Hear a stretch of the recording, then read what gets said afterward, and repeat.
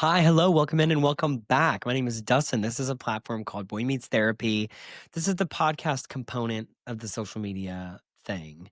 And in this iteration episode, whatever, we're talking with Tyler Mafi, who is a therapist based in Brooklyn, New York. And I have fully decided that I love Tyler and that Tyler is my spirit animal. And so I wanted to really, really talk about existentialism. And because I think we think about existential things all the time, we just don't know that that's how we're thinking about it. Or we're not thinking about it when we should be. So I give a couple examples in the episode, and we talk about a couple of things about what it means to assign meaning, the responsibility of having to assign meaning, also the deferment of the responsibility of I don't want this to mean anything, so I'm going to leave it at that. We talk about all kinds of stuff. And so one of the things that I really want to encourage people to do in general is to just really think about what we think about things. I think some of the things I talk about in like on content or whatever or in social media are things about gender roles particularly, which gender roles can have meaning or they cannot have meaning. They are a social construct that we have made up that we assign value to. And so one of the things I really encourage people to think about is what does this mean to you? What do you think? And that's not demonizing gender roles. That's not, don't give me shit for like demonizing gender roles or whatever. I'm just saying, really think about what it means to you and how you feel about it and what's coming up for you, which is my favorite phrase, what's coming up for you. And yeah, just assigning meaning to things. We talk about assigning meaning to dating. We talk about sex. We talk about what it means to live authentically. We talk about a lot of stuff. What does authenticity mean to me? What are some things that are important for me to be authentic about? Really encouraging the conversation of why.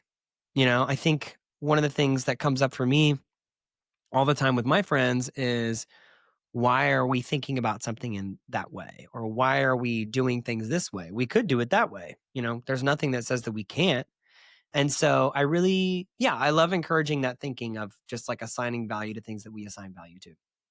So with that, I want to give you the conversation.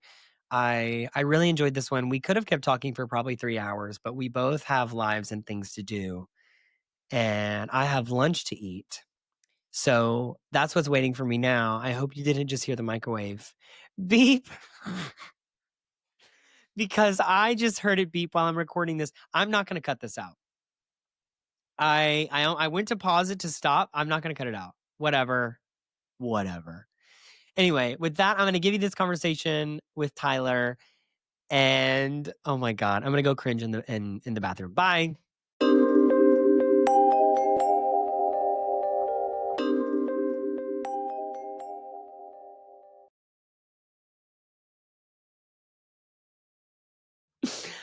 Hi, Tyler. Hello. Welcome in.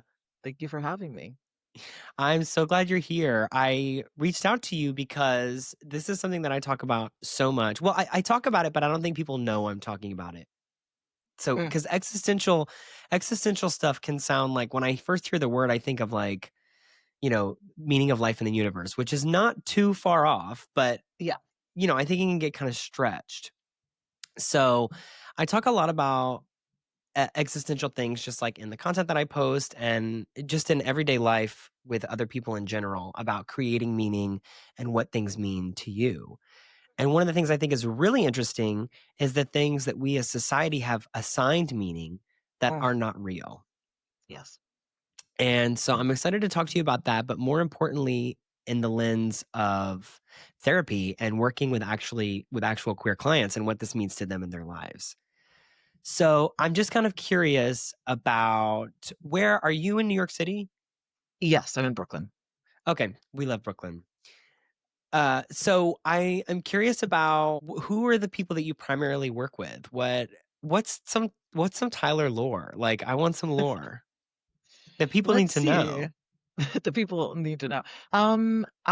So just about me, I am working in a private practice right now. A lot of my clients, like me, are in the queer community in some way or another. I have a lot of queer, a lot of like trans or non-binary clients as well, and another I guess, demographic that I often work with is like young adults, who live at the intersections of being queer, maybe have some different like cultural identities. And yeah, that's the majority of the clients that I work with. And, um, you know, being part of the queer community myself, having been, young queer adults, I feel really passionate about working with other folks in the community. I think it's a rough time for everybody, but I do think particularly for us in the community. So yeah.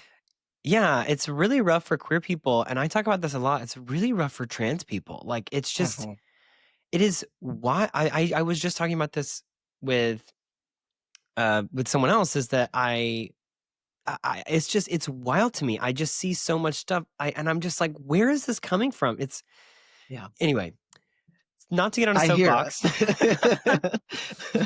Not to get on a soapbox, but I want to kind of jump right into like working with queer people Mhm, and the things that you see when you're working with people. And when we say queer, I feel like I have to iterate this every time. Like this iteration, I've been mainly focusing on like queer men. So mhm, anybody who falls under the umbrella that is not cisgender or heterosexual that identifies as a male.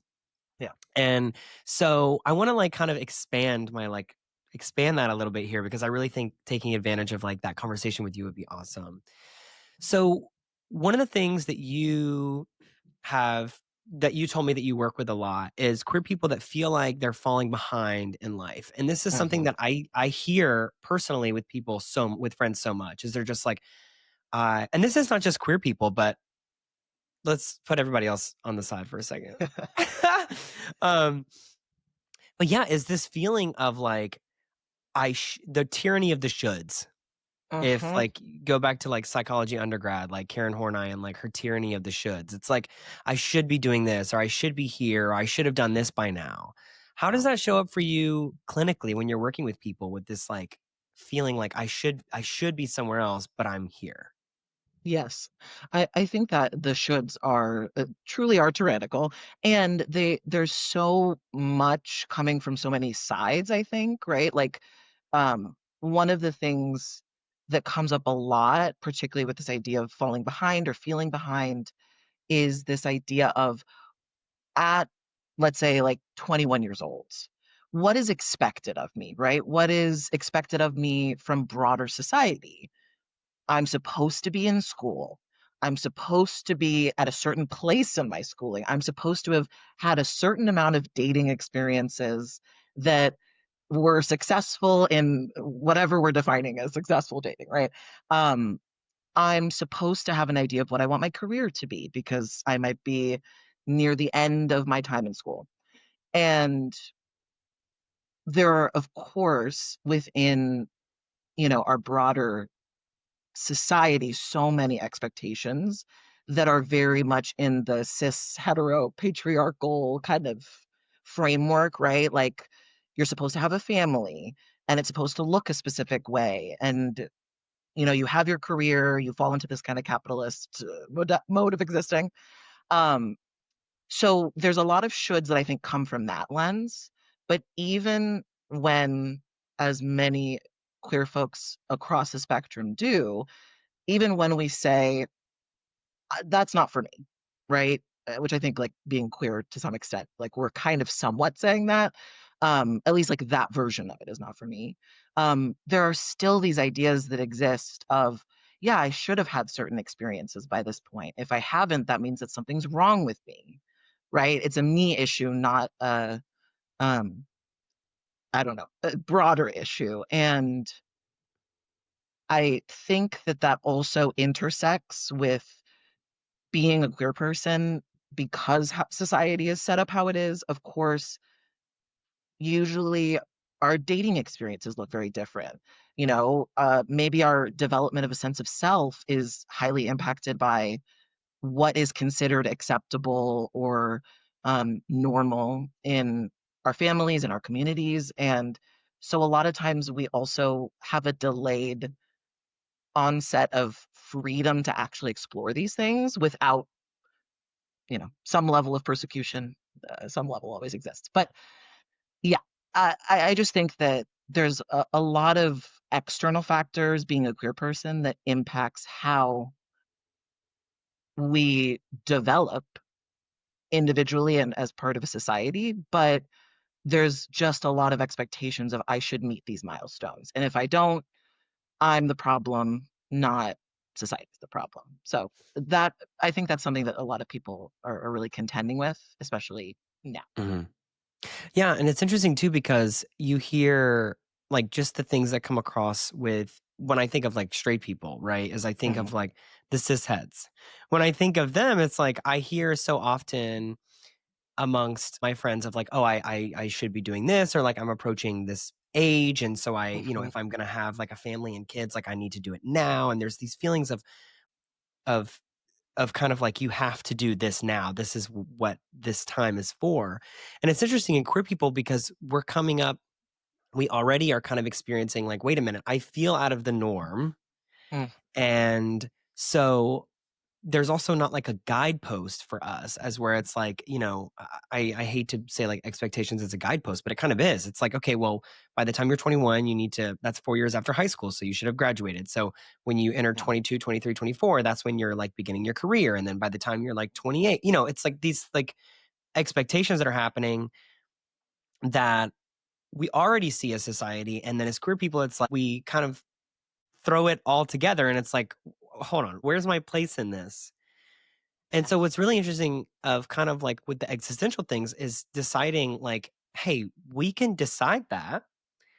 Mhm. Um, and yeah, I'm curious about one of the things you just kind of shared about authenticity Mm. is such a big word, I think, for queer people. What does authenticity look like? Well, you personally, if you wanted to answer, but what does it look like for clients that you see that are juggling all of these like these kind of this like confusion of wait a minute, what am I supposed to be doing right now? Mhm.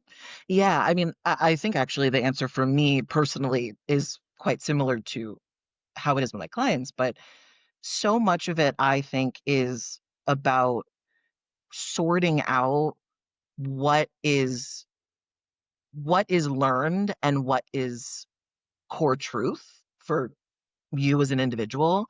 And uh, I think because of the shoulds, because of the expectations that exist, in like the broader kind of cishet cultures, but also in a lot of different like kind of subsects within queer culture, I think there are some like guideposts that we've tried to put up to try to be like, yeah, like where am I? How do I figure this out? Um, and kind of authenticity is sorting through what is my motivation for showing up in this way, doing things in a certain way, and being a certain person, and why am I feeling like I have to show up that way, or is it that I really want to show up in this way? And a lot of times I think those things get really murky. The I should versus I am, Mm. or this is who I am. And so that, as with many existential things, this is very big picture and kind of broad. But I think living authentically is saying, yes, I've learned that I'm supposed to behave a certain way. I'm supposed to be a certain person to be accepted, to be loved, to be safe. And in spite of that, I'm choosing to live this way, to be this person. And it's not to say that there can't be some overlap. Like sometimes the things we learn are things we want to keep, but it's Yeah. figuring out, am I keeping it because I feel like I should, or I feel like I will be loved for that? Or I'm keeping it because at my core, it feels true to who I am. Mm. And yeah, I think that's the difference. Do you ever catch sometimes in therapy? I'm just thinking about like being in session with you. Like, do you ever catch sometimes when people are using words like we're oh my god, we're gonna beat the word should to death, and it's whatever, it's fine. Are you? Do you ever catch or catch clients kind of sometimes when they're just like feeling these really internally distressing feelings? As I know I've felt, so I'll just use like a personal example. Like for me, I didn't go back to school until later. So like I went to school and then I withdrew and then I went back at 25. So even though that's not a huge difference, like I felt like in those undergrad years, I was like 25, 26, 27, 28. Mm. And then the people I was obviously in classes with were like 19, 20, 21. So just using that quick example, right? Of like, I see this and I feel like where I should, do you ever like catch the distressing feelings when you're with clients and you're like, hold on, like this is distressing because the way that I'm thinking about it is it's like, it's distressing. Like it doesn't have to be. So it's kind of like, Mhm. maybe if we reframe the way, because I know that's what I did. Like if you reframe the way that you look at it, like the distress is kind of alleviated. Like what's it like for you as a clinician when you're hearing someone describe a situation that you're aware in your head, you're like, this is distressing because you're kind of making it distressing. Mm. That is such an interesting question. It comes up so often, of Mhm. course. Yeah, I mean, I think the way the way that I like to approach it in session is actually very similar to what you said, kind of flagging, okay, hold on, let's look at the language here, right? I mean, that's often something that I like to do too. If the statement is should, how can we rephrase that?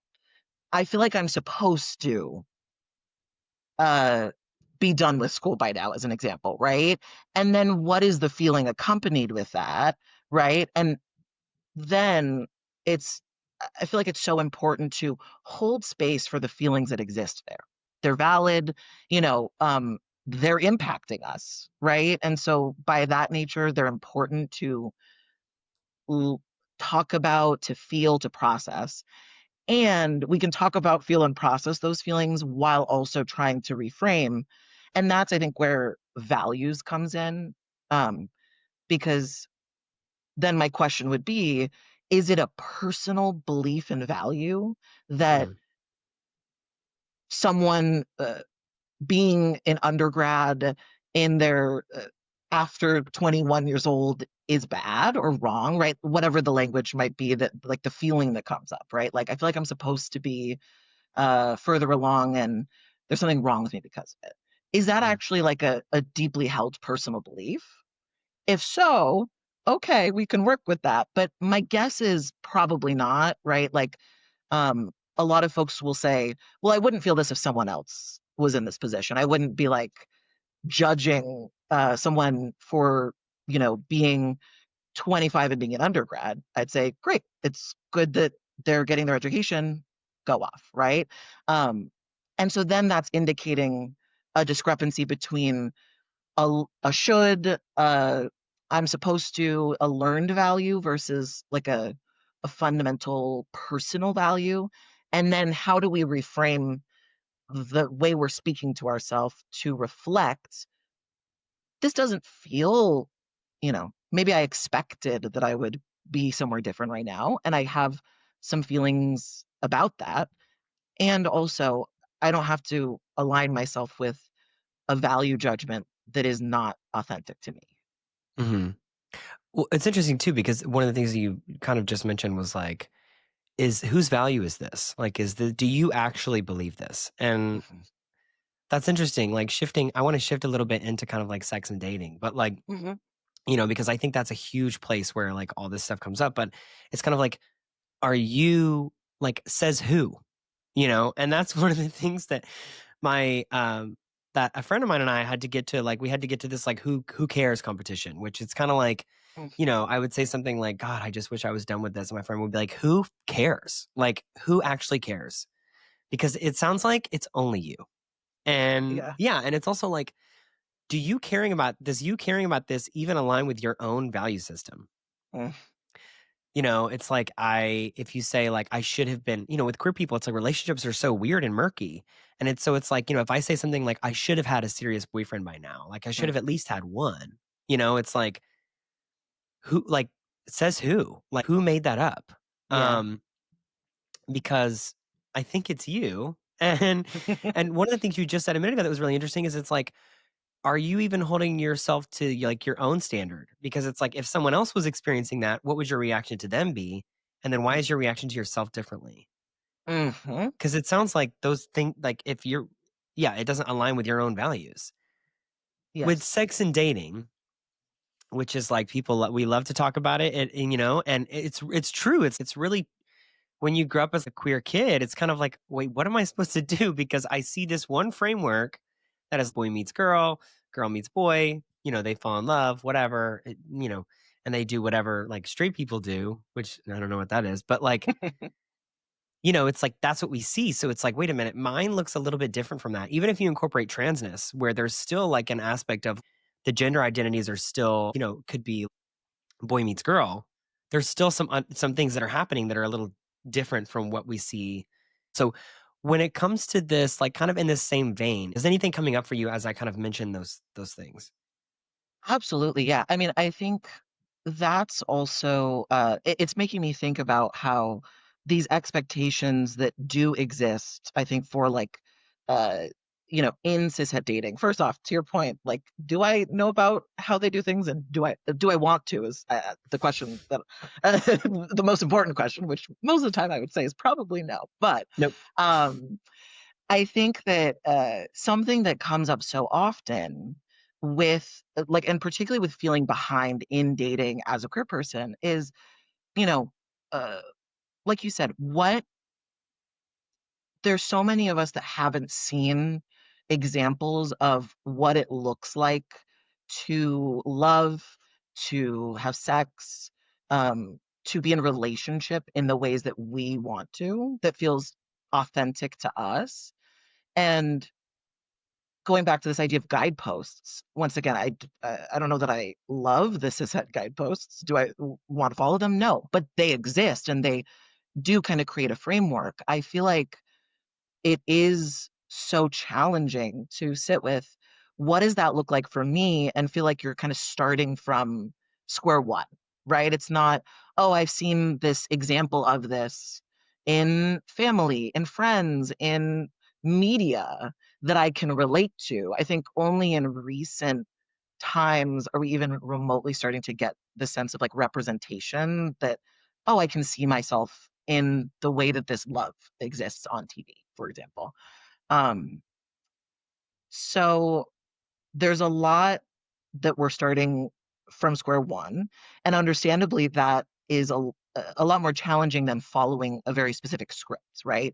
I don't know that following a script is always fulfilling, but it's easier. Uh, I'll give it that. Um, but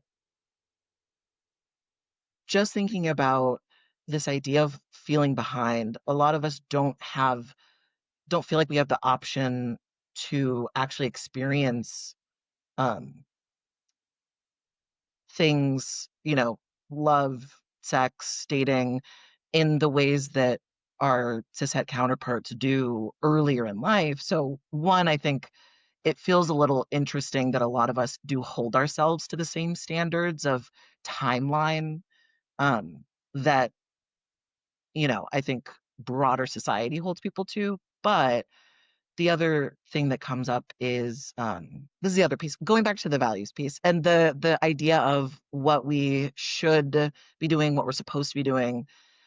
I then come back to this question of, well, is what's important when it has happened, or the quality of the relationship that you're wanting, right? And I think a lot of us can feel this pressure to say, I should have had this relationship by now, this serious relationship. And if I haven't, once again, what's wrong with me?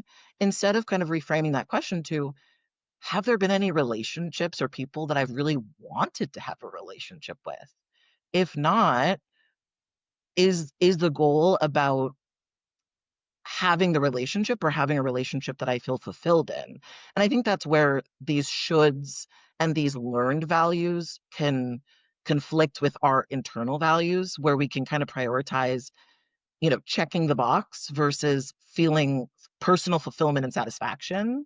Um, and yeah, I just think that that's a really, like, really hard realities to hold, that we can release this idea of like a timeline, a personal expectation, but in order to do so, I think it does require leaning into, well, what is the core of what I'm wanting in this relationship? What am I really hoping for? Is it acceptance, love, validation? Are there other places that I'm receiving that? Um, if not, I think we have other things to talk about, right? Mhm. That feels really important. And if it is about, I really want this type of relationship, once again, yeah, uh, how how are we valuing and prioritizing different things? What are the motivations? I think it comes back to that question. Um, and why I come back to this a lot. Why is the narrative that we continue to come back to that then something is wrong with me, right? Are there any other explanations? Usually there Mhm. are many other explanations that have actual evidence behind them. But Mhm. um, yes, that was a lot of different That was thoughts. beautiful. So it's interesting too. It's like the thing that's kind of that's coming up for me is thinking about there is this like liberation and kind of, this reality of okay, I can establish things for myself, and these goalposts and these guideposts or whatever, while they can be helpful sometimes, like I also am realizing this freedom that I have to kind of be able to do whatever I want for myself. And so now that I have had this realization, which I have had personally, of, oh, wait a minute, I can literally do whatever I want. Mm, What do I then do with that? Because, and I don't have to do a bunch of world building or anything. It's kind of like a lot of things are already there. And maybe I can pick and choose, like, okay, I do like this thing and I like that thing. yeah. You know, I like how there's this aspect of this relationship, whatever. And kind of like incorporating that and building that into who we are. But because I think it's interesting, like it's so interesting watching people, just in friends that I have this realization that you can in fact do whatever you want, and Mm, that the guideposts and the things that are happening might not necessarily apply to you because you are viewing the world in a different way because the world, like, you're different in the world, and yeah. not chronically different. I think there's like this idea of this like terminal uniqueness, of Mm. like, oh my God, no one understands me. And but it's kind of, yeah, it's like what do we do forward? I'm getting existential with this conversation. I knew I was gonna do that. I Um love it. mhm. But yeah, do you think that there is like this kind of freedom that's there with queerness and Mhm. establishing like who we are, what we want? Like once we kind of break out of the kind of the norm that we're like, okay, wait, I can do whatever. What do you find that dating becomes easier for your clients? Like kind of shifting Mm. from like kind of the difficult things about it that we've seen. Like, do you think it becomes easier? That's a really interesting question. Yeah, I do think so. I mean, in a way, I think it can be easier and harder, right? I mean, and I feel like this is so true just in life that usually the things that ultimately, in the long run, make our lives easier are harder at some point, right? Avoidance is easy. The path of least resistance is easy. It's not easy in a existential, my life feels deeply meaningful sense, but it's certainly easy in terms of action. And so, in my experience, I find that it peaks with some difficulty, but then in the long run, it makes things so much easier than they ever were when feeling beholden to these external expectations.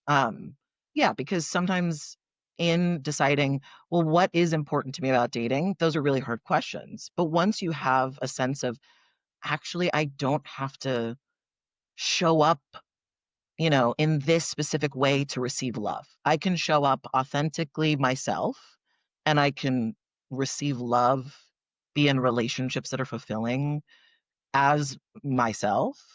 Um, Once you get over that initial hurdle, uh, I think it's one of the most profound experiences, and really just a invites a sense of ease that, for me, the somatic uh, equivalent of that feels like you've been tense and you have a deep sigh out, right? You don't feel like you need to be on guard as much. You can just kind of exist and Mhm. receive and give in a way that naturally I think makes dating a lot easier. Do you think it's interesting you mentioned something like thinking about like kind of purpose in dating? Like, do you think that Mhm. I don't have any evidence to support this, but like my assumption would be that most people don't actually think about dating, they just date. And then they just have the feelings and they just go through the motions. And it's kind of like, whoa, whoa, whoa, whoa. Like, have you ever really because it's like I think a job, right? That's something that we think about. That's something that we don't just like do it and we're like, okay, this is it. Like we really think about what do I want to do? What would Mm. how do I get there? All these things that go along with it. We don't really think about that when it comes to dating. We just fucking date. And so it's Yes. like, so wh- yeah, I mean, what is it like to kind of sit and think like, okay, what do I actually want out of a relationship? Like, what kind of person do I want to date? What are some things that I cannot tolerate? What are some things that I don't like, but I could tolerate them? Like kind of Hmm. really thinking about what it means to be a human that dates. Yes. I agree so much. I think it's something that, unlike many other aspects of life, we do not sit and think about. Yeah, why? Right? Talk about a really big. Well, that's what people do. That's what you're supposed to do. You're supposed to date. You're supposed to develop relationships like that. So, I mean, I think it's a hard process because a lot of times it requires a much more existential conversation about what am I hoping to get out of this? And I don't mean that in a transactional sense, but I mean more like, what am I hoping for from dating in general? And if we ask that question, a lot of times there are going to be aspects of it that are related to something related to like support, validation, love, acceptance, right? Which of course we want those in dating. And I think a lot of us can seek that out very intentionally in dating, almost as a means to achieve it broadly. Whereas I feel like love, acceptance, validation also is important in friendships. It's You important just in blew your my job, mind. right? Yeah, Yeah. you just blew my mind. Yeah. It's like I want validation, I want acceptance, I want someone to love me, I want someone to care about me, I want someone to be there for me. Do you want that out of a partner or are you looking for that in general? Hmm. And are you receiving that in Yes. other areas? And if not, is dating really the main concern where you need to find that or is there something else that's going on? Yes. Oh my god, yeah, you really just blew my mind. Yeah. It's so important, and I think a lot of times when there is a lack of that validation, love, support in other areas, well, we're probably less likely to actually follow our own boundaries, you know, prioritize things that feel authentically important to us in dating because, well, we're only seeking it from that one area. Well, it's really important that we get love, support, and validation, so I'm probably gonna prioritize developing this relationship over my boundaries, over, versus I think uh, that's where the ease can come in also like setting your own boundaries, um, living in accordance with your own sense of self worth too, um, can really come from uh, that bigger question of, yeah, like what am I actually seeking here in dating? Mhm. And it's interesting too, you mentioned like boundaries. It's kind of like if I am receiving like all of my like emotional support and validation from one person, and maybe I have a friend or two, Mhm. this is not exclusive. I don't want anyone to think, well, this doesn't apply to me because X, Y, and Z. It's like, but if I'm receiving a lot of support and validation from one person, am I willing to tolerate additional things from this person that I would not tolerate or go against my value system Mhm. because I'm receiving that from this person? Yes. That's really interesting to think about and the things that we do tolerate. And it's like, because I found myself in plenty of situations where I'm like, why do I tolerate this from this person? I hate like the fact that they do this is like, or every time I hang out with them, I'm like, I feel icky or like I feel like I don't want to hang. Like, why am I hanging out with this person? But then when I'm away from them, it's like, what am I? What's being given and received there? Mm-hmm. Hmm. Yeah, my mind is my little clock is moving upstairs. Um, I'm curious about sex. Like you said something you said something like we've been talking, I think, exclusively about dating. And I feel like when it comes to sex, like Mhm. if I'm just going to ask like a question, like if I'm receiving my validation and my love and whatever from all my friends, what do I need to, what do I need to date for? Can I just like have casual sex? Like what, I don't know. What's coming up for you when I ask that? Mm. Well, I'm curious about that question because then I think it kind of highlights once again, this is a value based thing. And I think different people would have different answers. But for some folks, dating is about physical intimacy, sex included, or like other forms of physical intimacy, right? And I think, nowadays also, not that this is brand new, but I think we're talking about like things like open relationships, polyamory, as we think about these things. I think the lines of what we understand as like romantic or sexual partnership can be so expansive. But uh, to me, in my opinion, that is very much like a personal like value, for some people. Uh, I think some people to that question would say very authentically from their grounded self, like, well, yeah, I actually don't know that I need to be dating. I find a sense of fulfillment from casual sex. And, maybe that also is with my friends or maybe it's with other people. But I, that's the relationship structure that feels really aligned for me. And for some people, I think, eh, there's there's an important distinction that exists. And once again, great for them. But I think a lot of times with sex and by extension dating as it relates, if those things are coinciding, um, a lot of times we behave as humans based off of these ideas of what is typical, what is normal. And, I think we talked about this idea of freedom that can come with queerness.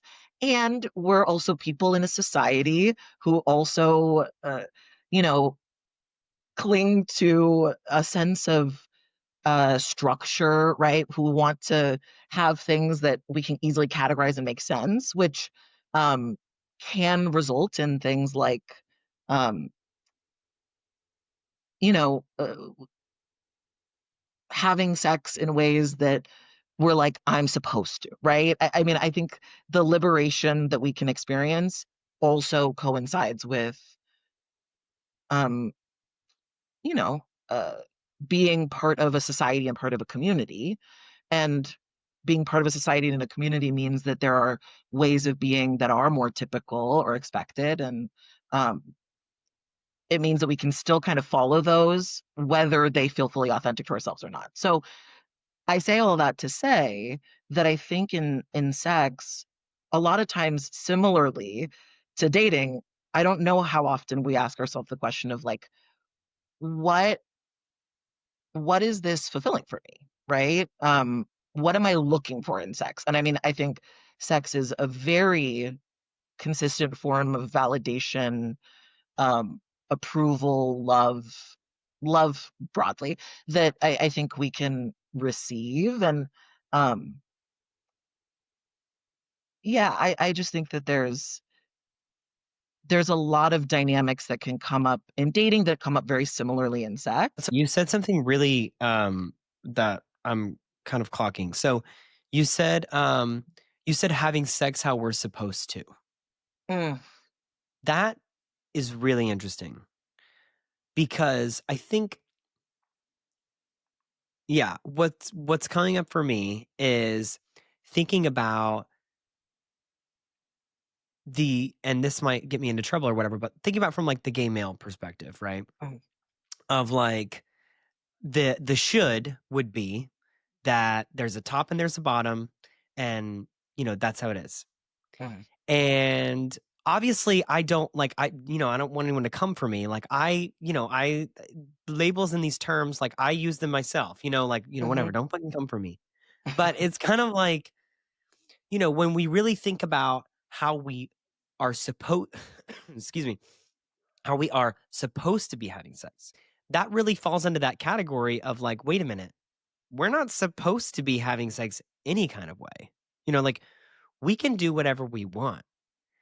And so Yes. that's got me really thinking about like, what does, how do you like to have sex? Like what does it mean for you and you in the third person? Like Mhm.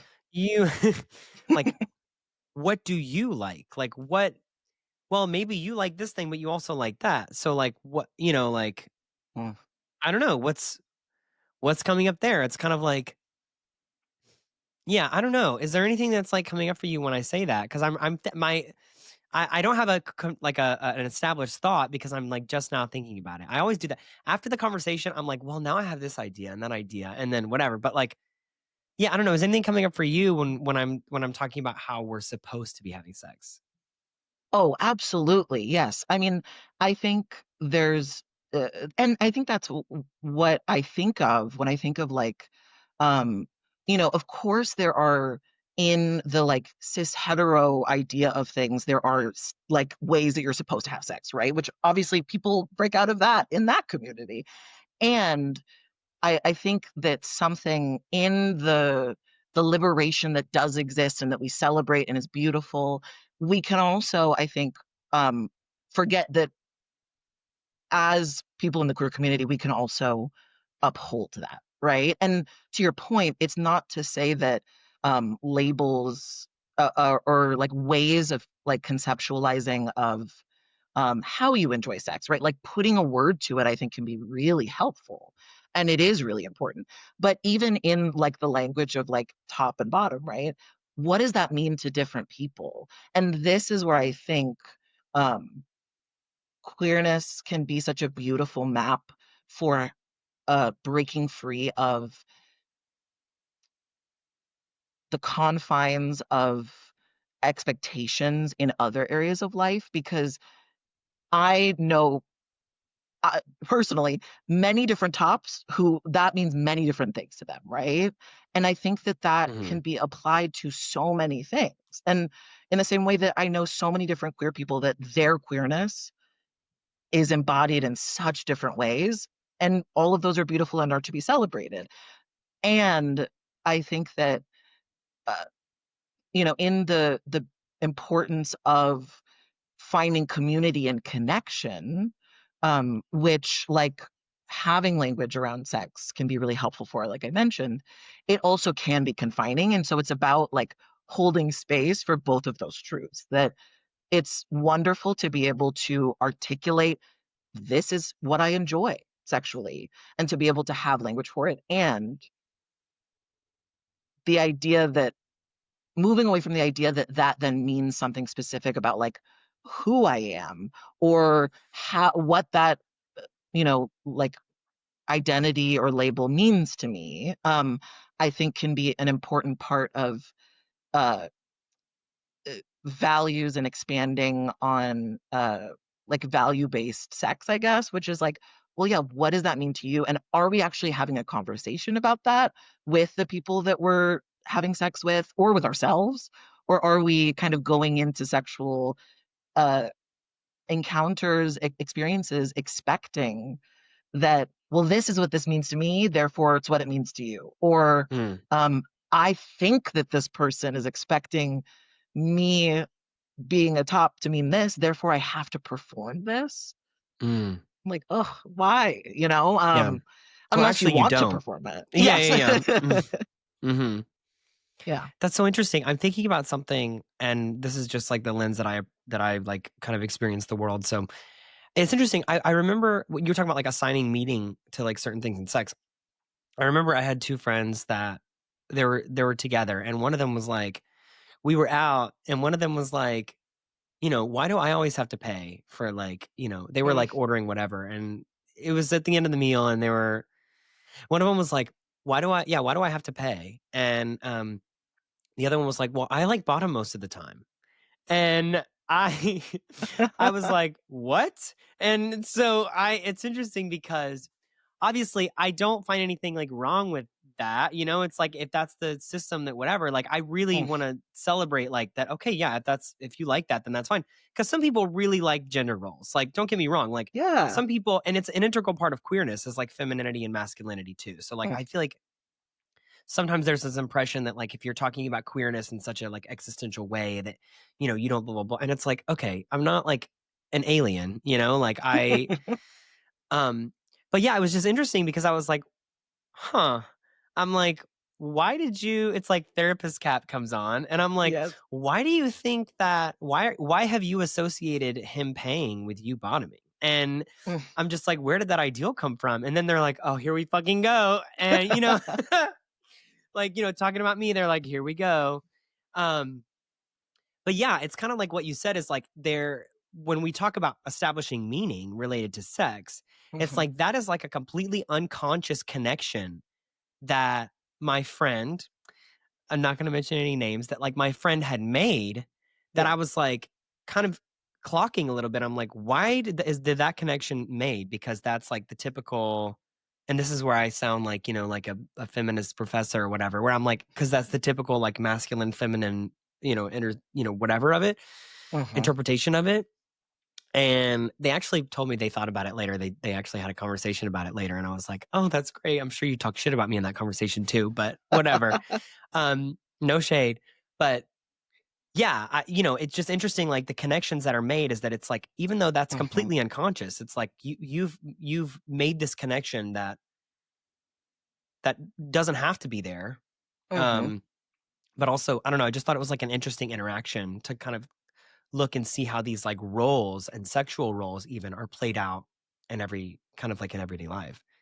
Yes. Well, and that feels like such a beautiful example of, you know, like you said, if that feels like an aligned way of like, well, this genuinely feels like, yeah, this is how we understand like the interaction here. Beautiful, amazing. There's nothing wrong with that, right? But I think what you highlighted is that it was unconscious, an unconscious connection. And to me, that feels like the core of questioning all of these things, right? When we say question everything, it's not to say that we then throw away everything. It's just that we examine it and then say, yeah, that feels right for me. Stunning, amazing, moving on. Versus, well, actually, now that I think about it, I don't know if I love that connection, or maybe I want to sit and think about it more and figure out, does that feel the most authentic to me? And with all of this stuff, I always say, like, some of the learned stuff you keep because you want to, but you're keeping it because it's authentic, not because it's learned, and not keeping it in an unconscious way, but consciously choosing, which I think authenticity comes with intentionality. Of course, that's an ever evolving thing. We're never going to have examined 100% of the things in our life and have everything figured out, but it's kind of about continuing to explore the meaning of things as stuff pops up. And I love that you facilitated that for your friend. That's listen, you're doing the Lord's work, I think. Doing the Lord's work, yeah. Yes. Well, it was so funny. It's also like, yeah, I was just like, I think it's like when you look really deep into this stuff, even if you're in therapy yourself and you really start to think about these questions that you maybe haven't Mhm. thought about before, and then a lot of people I don't think about, it's like, I don't think that I would spend a lot of time thinking about like what does dating mean? It's like, it's Yeah. what I actually I would in this conversation if you wanted to talk about it. I would think it was Yeah. interesting. But it's like, I think general people are just like, okay, I don't have time to think about the meaning of everything in life. Mhm. But it's interesting when we have this aspect of queerness and when we have these distressing feelings of like, well, I feel distressed because of, X, Y, and Z. And it's like, what is the distress like? Where is it coming from? And does it have to be Mm. so distressful? It's really interesting. I could honestly talk to you about this a lot because I've said things, when it comes to like gender roles and when it comes to stuff like that, it's all made up. It's all made Yes. up. And so not to say that, some of it isn't useful. It's like, do I every now and then, like to go to like the Eagle and like this like exaggerated view of masculinity? Of course, Yes. of course I do. Do I like to go to like, certain other things and see this exaggerated view of like femininity? Like, Mm. of course I do. But, I also recognize that like these aren't concrete set in stone things. It's like if Yes. the guy who is walking around the eagle, who is the Tom of Finland kind of like, you Mhm. know, stereotype, right? Like if that person then wants to like go and do a drag brunch the next day, like I'm like, okay, let's see let's see the Yes. dichotomy, like show, like let's see Mhm. it. And I think it's being able to play with that and being able to be like, yeah, I can do whatever I want with this because there aren't really no rules here that are not like socially enforced. Yes. Um, yeah. I I love this.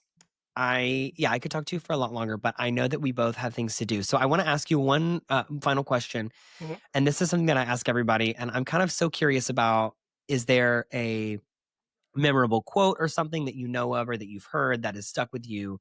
I can kind of give you an example of mine if you wanted, but yeah, I don't know if there's anything coming up for you that you heard or a phrase or something that you're like, I really like that. I want that to stick with me. That is such an interesting question. The thing is happening where, like, I've never heard any quotes ever. What do you mean?